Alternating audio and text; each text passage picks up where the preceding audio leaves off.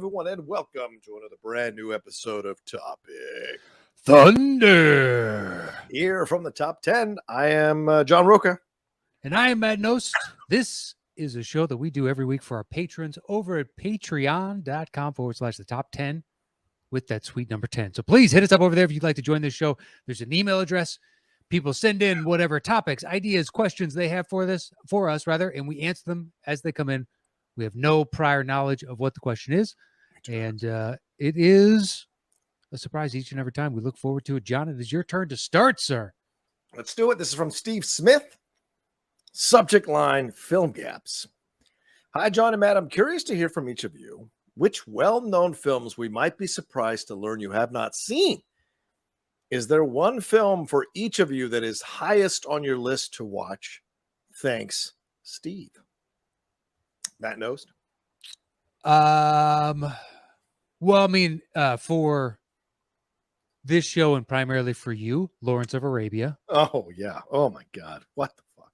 Mm-hmm. Yes. Exactly.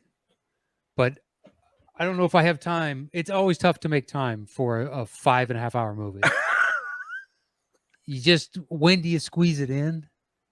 First of all, it's 3.5 hours. Oh, is it only 3.5? I know you've watched an NFL game for 3.5 hours, so you certainly have 3.5 hours to watch Lawrence of Arabia. For God's sakes. Dude, you tell me Peter O'Toole's in spandex running in, plowing into dudes? You know what I mean? Who's wearing? Is that what they're wearing? Is it spandex? The uniform? Fine, a form-fitting material. I'm not sure. You having a little cocktail there? Is that what that is? Oh no, just a little Diet Coke. It's the only cup sure it is. I had that was clean. It's a Scotch glass. It's been a long day and it's early afternoon for you. Good for you can get away with it, you know. When you get up at 5 or 6 in the morning now, you're long. Yeah, it's like 2 o'clock. It's like almost 5 o'clock in the evening. Yeah, you put in a full day. Yeah, that's what I'm saying. It's fine. But no, it's not liquor or anything. Yeah, that's a good one. There's a lot of 1980s ones for me. Like I've never seen Labyrinth, or The Never-Ending Story. Hey, don't waste your time. Yeah, I've heard that. Labyrinth, I don't know. I thought it was perfect one, and then Catherine didn't like it when we watched it like 2-3 years ago or something. Oh, okay. She was bored out of her skull, but I know Lindley loves it. Yeah, she does. I've never seen Dirty Dancing, which is also one of Lindley's favorite films. And she's like coming up with a list, right? I've said this already, but she's coming up with a list of things that I haven't seen that she's surprised that I haven't seen. Yeah, I've got some like the Werner Herzogs, Aguirre, I still haven't seen. Oh yeah. Right. Fitzcarraldo, I still haven't seen. Yeah. Those are I don't know if it's like an all-time classics list if those make it. Yeah. But that was Werner's choice for this week's top 10 show was Aguirre. And I was like, well, that doesn't unfortunately that's not gonna make my list because I haven't seen it. Yeah. So I'm on AFI's top 100 list now. Okay. I'm sure trying to go through. There's some like Swing Time from 1936 I've never seen. I don't care. Yeah, fair enough. Bringing Up Baby. I don't care if I see it or not. Okay. Strong statements. A Night at the Opera. Yeah. How dare you? It's the Marx Brothers. Have some respect. Modern Times. Marx Brothers is like, I don't know. They laid the groundwork for what you do now, man. What are you talking about? Yeah, but I'd rather watch Abbott and Costello and the Stooges and other versions. Yeah, I know they're all different, but they're all the same at this, simultaneously. Yeah, it's true. So I'd rather go watch W.C. Fields. What? Oh, I do. His cut downs sometimes are the best. Okay. Oh, it's so good. Yeah.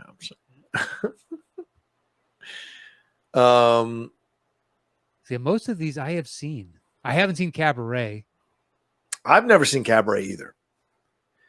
Do you want to see Cabaret? I don't care if I see Cabaret. I mean, I feel like I should, as a completist, at some point watch Cabaret because, I mean, Joel Grey won the Best Supporting Actor over James Caan, Robert De Niro, and not Robert De Niro, James Caan. Was it somebody else? But they won it over. Oh, Robert Duvall. he beat out all three of the people in The Godfather, I think, and because it's kind of split the vote and took it. And what's his face won Best Director over Coppola for The Godfather, which is a fucking crime. So Yeah. Let's see. I've never seen MASH, Robert Altman's MASH. Even though I watched that series, I've never actually seen MASH. I think my perception of that movie is unduly influenced by the TV show. Right. Because there's a show that I watched on reruns. I wasn't around when it was on air, or it ended and I was so young. Type of, when did it end? Like 1982 or something? So. Something like that. Yeah. Yeah. So I was a little kid. We get it. You're young. We get it. You have to keep. I'm not young. I'm old. I have gray chest hair. Hello. It's not all gray, but I do have gray chest hair coming in, which more than likely means I got some gray pubes. Okay.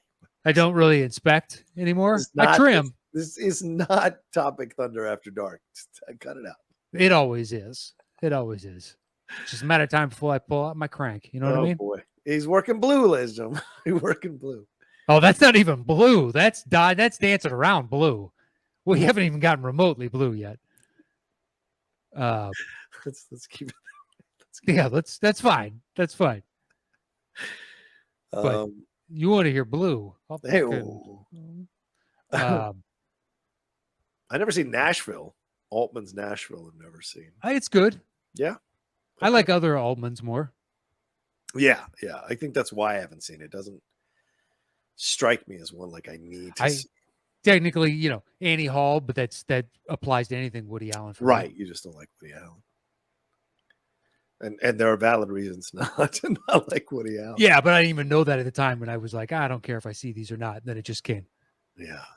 Ended up working in my favor. You know what? I don't know if I've ever seen The Treasure of the Sierra Madre. I think I have. That's a good one. Because I've seen The African Queen. I've seen. Yeah. I want to say I've seen Sierra Madre. Badges? We don't need no badges. Badges, yeah. Yeah, it's a good film. Treasure Sierra Madre. John Huston directing his father, Walter, and also Bogart. It's really good, actually. I've never seen The Best Years of Our Lives, which we've talked about doing on the Cinephiles all the time. So I haven't either. Never Intolerance? I don't even know what that is. That's a long ass film from I forget the director's name. Stroheim. I think that's Stroheim. D.W. Griffith. Oh, okay. My bad. From 1916. Isn't it like 8 hours? I'll look it up. Okay. I've never seen Sophie's Choice.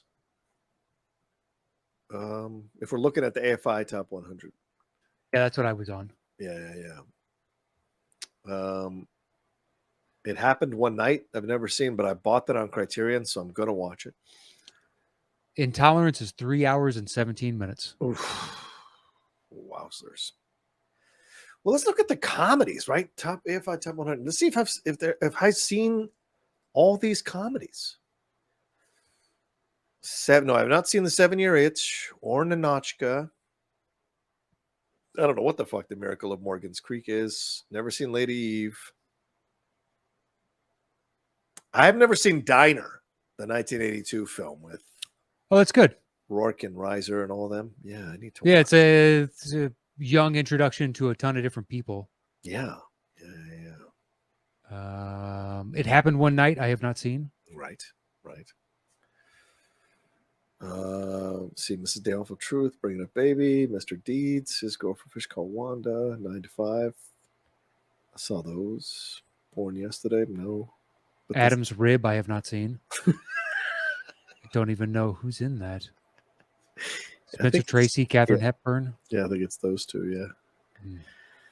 Are there any Coens that you've never seen? Well, you just said you haven't seen French Dispatch in another show. Well, that's Anderson. Right.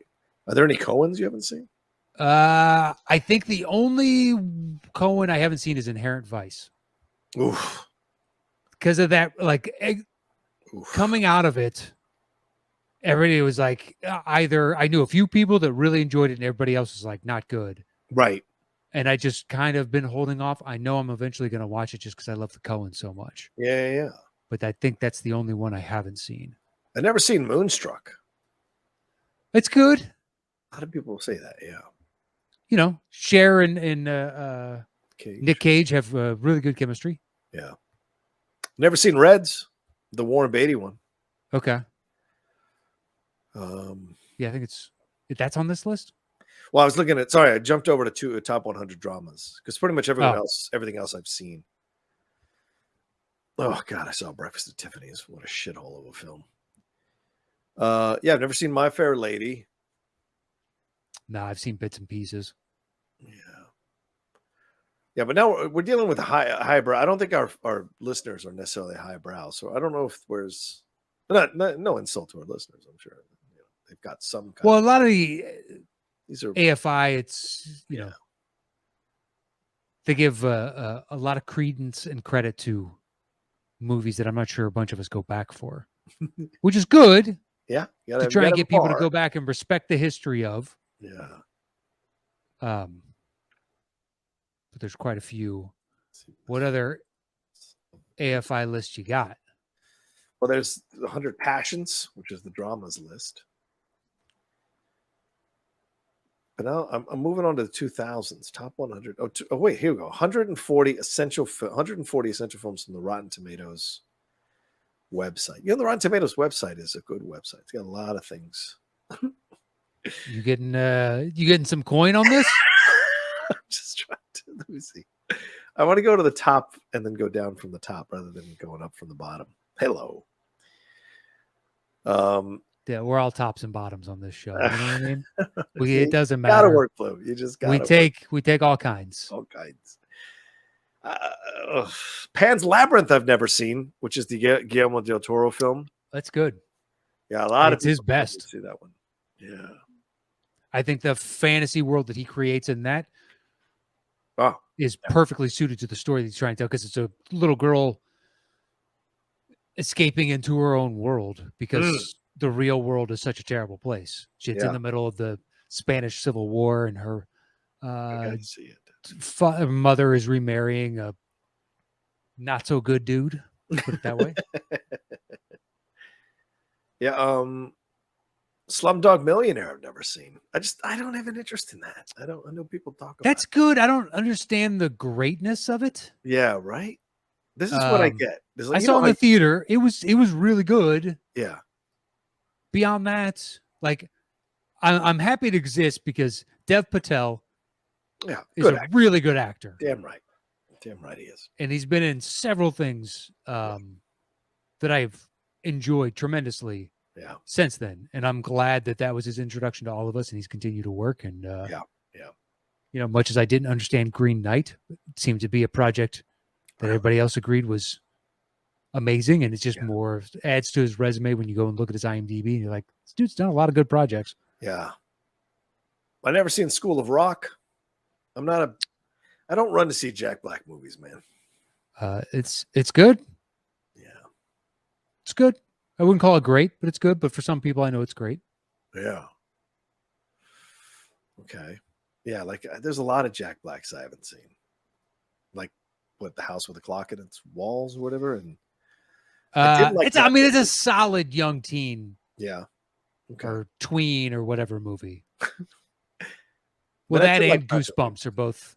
Goosebumps, I think, is better. Right. But yeah, The House with the Clock on the Walls, I think is what it's called. I've never You're more a Shallow Hal guy, aren't you? Yeah, I'm more of a Nacho Libre guy. I love Nacho Libre. Get that corn out of my face. Donnie Darko, I've never seen. A lot of people have seen that film. You know what? As time progresses, I think that movie is more and more overrated. I don't give a fuck about the bunny. That's why I don't want to watch it. I'm like, I don't care about. I thought it was really great when it came out. Here's one you might get mad. I've never seen Step Brothers. I've never seen Step Brothers. Everyone tells me it's great. I thought it was fine the first time, and then saw it a second time, and I was like, "Oh, that was better than fine." And saw it a third time, and I was like, "That was actually pretty good." Oh, okay. And it just kind of now I don't sit down to watch the whole thing anymore because you can catch 30 minutes here, 10 minutes there, 45 here. Yeah. It's on a decent rotation. There was one scene that I loved in the theater, and it still has that resonance. But I think the bond between the two characters resonates more now, the more times I've seen it. Gotcha. Could it be Stockholm Syndrome? Maybe it is. I don't know. But I think that gets better with repeated viewings. I've never seen any of the Twilight films. Neither have I, and I don't care. Or Saw. You didn't see the first Saw? No, I didn't see the first Saw. Oh, it's good. Yeah. That's legit. Okay. It is. That's not just your standard horror bullshit. Okay. Where it's like, basically young kids getting diced up and screams and all that jazz. Like the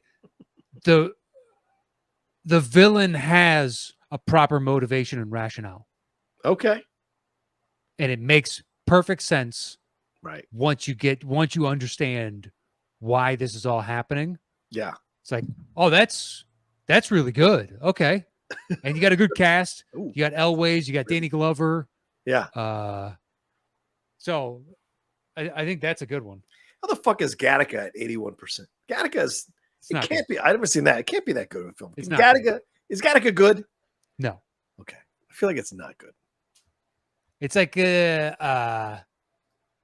stereotypically Ethan Hawke and Uma Thurman. Oh, right. But set in a dystopian future type of thing. Dude, watching Stranger Things is a weird thing for me, man, because she sounds almost perfect like her mother. Like sometimes I'll just close my eyes when I'm watching the show, and I'll be like, "Whose kid is Uma's? Paltrow, huh? Or Paltrow? Whose kid's Paltrow's? Oh, not Paltrow. I'm sorry, Uma Thurman. Which kid? The gay girl who's the friend of Steve's. That's Ethan Hawke and Uma Thurman's daughter. Really? Yes. Go back and watch a scene. Close your eyes, and I'm going to tell you, you're going to hear Uma Thurman, dude. I'm telling you, it's crazy. Well, that's impressive because she was the best thing of last season. Yes, I agree. She was. And it's out of nowhere, and then to see her pop up in Once Upon a Time in Hollywood, and I was like, oh, awesome. Yeah. I think she's got real, genuine charisma. Yes. So I'm happy that I didn't know who she was, and I just got to make an unbiased opinion of the actress. Yeah, I think she is as telegenic as damn near anybody I've seen in quite a while. Yeah, apparently she was a model who was also acting. So clearly, she's had the idea of doing both for quite some time. So successful at both for sure. I've never seen Pi, Aronofsky's first film. It's excellent and really fucking weird. I mean, it's very Aronofsky. It's Aronofsky, that sounds about right. Yeah. I've seen it once, but I'm not forgetting. Much like Requiem, it's not like that. Like Requiem. Okay. It's weird in its own way. So the guy is trying to basically like Pi symbolizes so many different things to so many different people, but ultimately, anyway, it's too much to explain. How the fuck is Tommy Boy at 41% on Rotten Tomatoes? Because it's a lot of fun. That I don't know. Damn film is genius. Nobody saw that coming. I'm sending that to Ellis right now and be like, I want to come on the show and defend this film. Yeah. Oh fuck! I've never seen Half Baked, man, or Empire Records. I've never seen either one of those two. Empire, I can't recommend. Half Baked. Yeah, that is a disaster masterpiece of first-rate proportion. I need to watch that film. Damn it! I need to watch that film. I could use a good laugh, man. I've only ever seen clips, when he's like, "I'm sorry." Oh, that whole scene. Honestly, I go back for that all the time. Really? My back. Oh, watching him fall apart because it's the storyline itself is very thin. Of course, it's called Half Baked. Yeah, it is. It's a half-baked premise, half-baked idea. Yeah. And but I've always been a big Chappelle fan. Yeah, me too, man.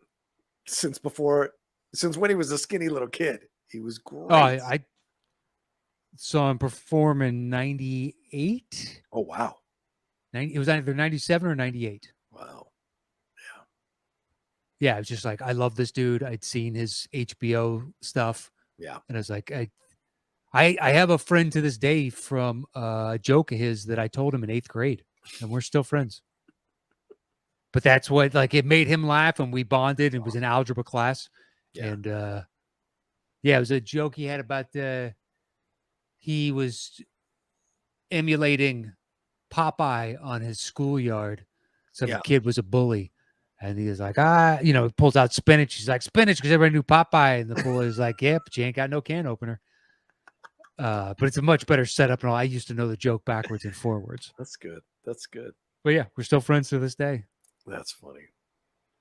Yeah, I've never seen Repo Man. I've never seen Body Heat. Who's in Body Heat? Is that a Kathleen Turner? Yeah, Kathleen Turner with William Hurt. I feel Against All Odds, I've never seen. Isn't that the film? Oh, no, wait. Yeah, that's the film, right? Against All Odds with Bridges. Never seen that one. I need to. Fuck, man. I got to go back. You know what?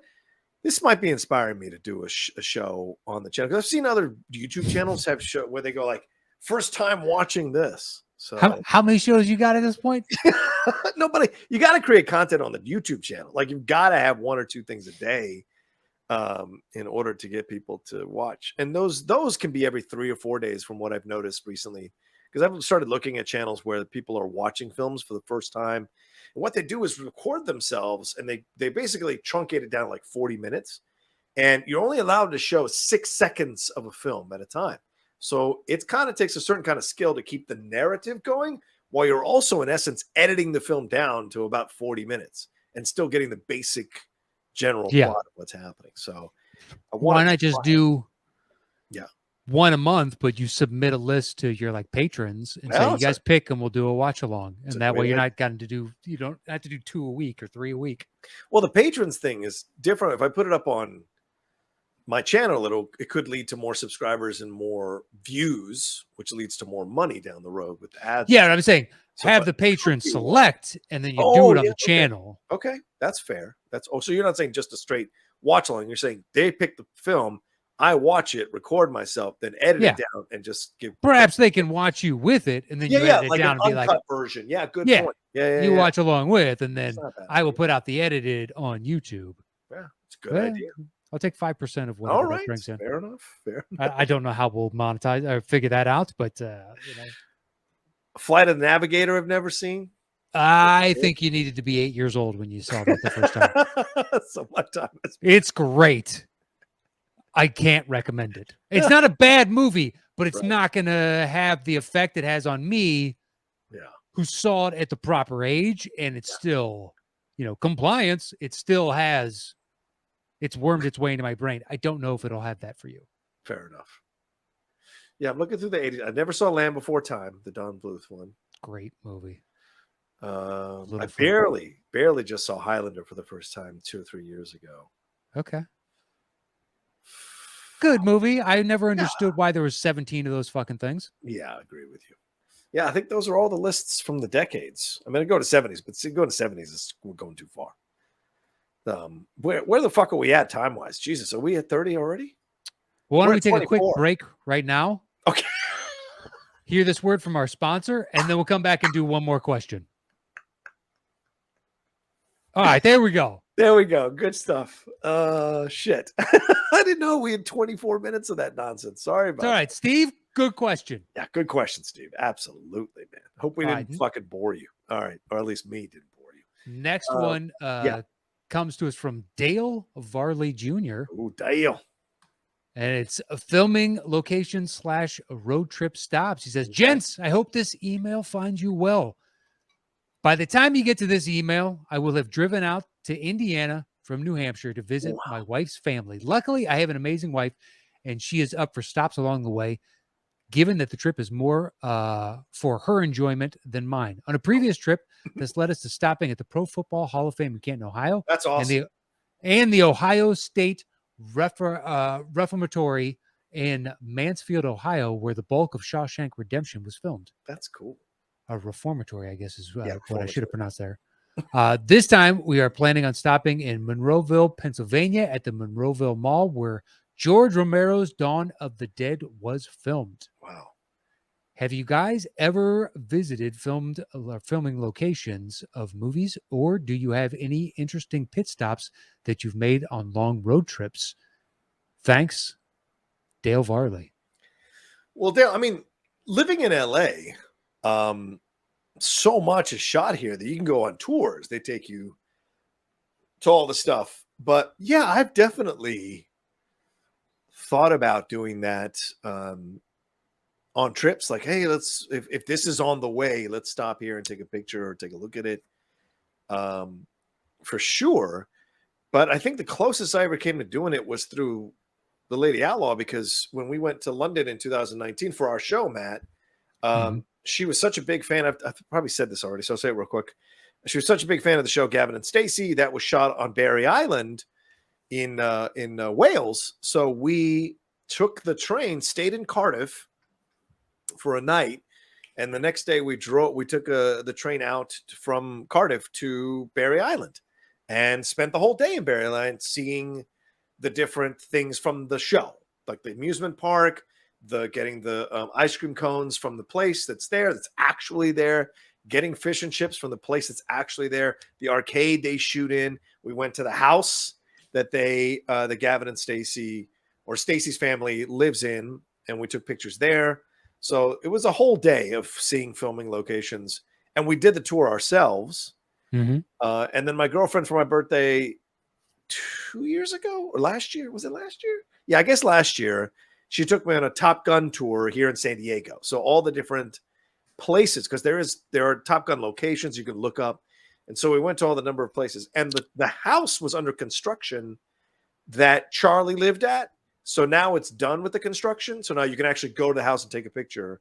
So we're definitely gonna do that one of these Sundays. What section of town is that in? Down near, oh god damn it, Oceanside, maybe. It's like one. Really, it's up in, okay. I guess that makes sense. You're up by Pendleton. Yes, right by Camp Pendleton. Yes. Yeah.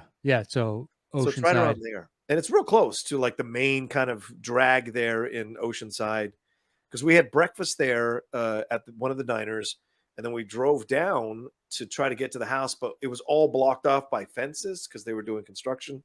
So there's a couple of pictures of us like from a long distance from the house. So it's going to be fun to go see the house and actually take a picture in front of it next time. But yeah, that was cool. And it was a really nice surprise. I had no idea she was doing it. We went to the fucking carrier, the Midway carrier.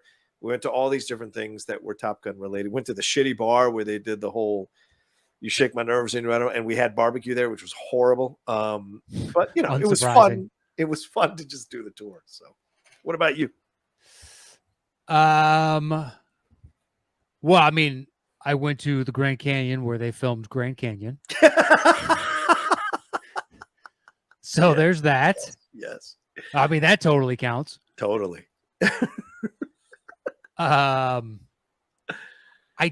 drove right past Tombstone.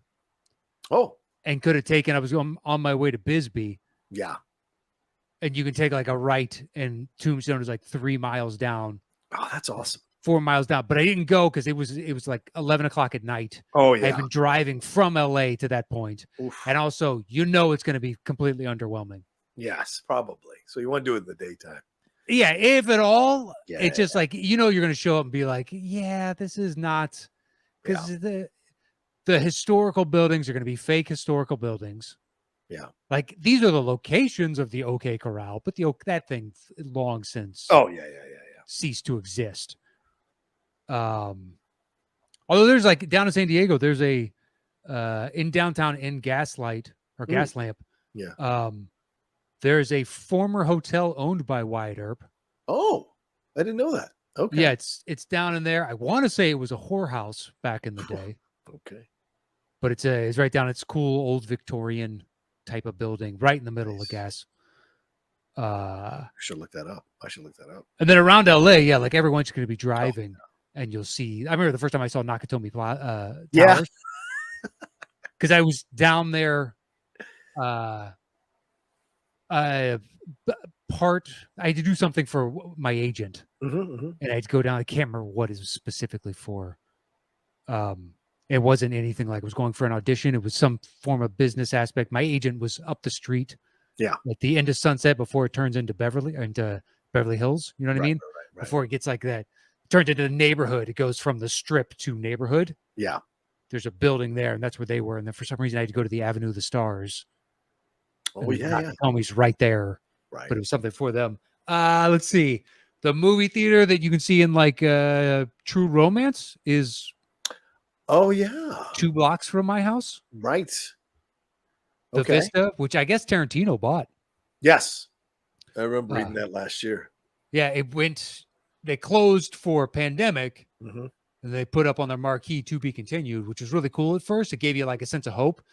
And then after a year, you're like, that hope has evaporated. You know what I mean? It's gone. That to be continued. Liars. Yeah. And then 3-4 months after that, they took it down and it became blank. And then Catherine actually told me, she's like, I think Tarantino bought it. Yeah. I was like, oh, that makes sense. He owns, the new Beverly. Yeah. But you can do that left and right. There's Paul Preston, a mutual friend. That's right. He runs a thing. Yes. Yeah, he's got his own, which I think is a genius idea. You can a la carte. He's got I don't know how many movies, and you can a la carte say, I want to see this location, this location, this location, and he'll take you out as a new business venture. I think that's the best way to do it. Yeah. Yeah. Because then he's just like, I don't give a shit about these 3 movies. Right. If you go on a tour. Yeah. I want to see the things I want to see. Which you can 100% do. I think that's a lot of fun. Yep, I agree. So hit up Paul if you're ever out here. But I don't know that, like on a road trip, I'm more than happy to, if something is like 1 mile off the beaten path, but I've never like, hey, we're going to somewhere else, and on the way we can see the world's largest ball of yarn.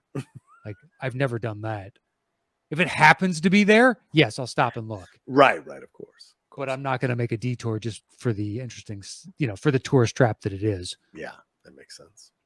But Dale, hopefully you have fun. Yeah, Dale. Hope you enjoy yourself.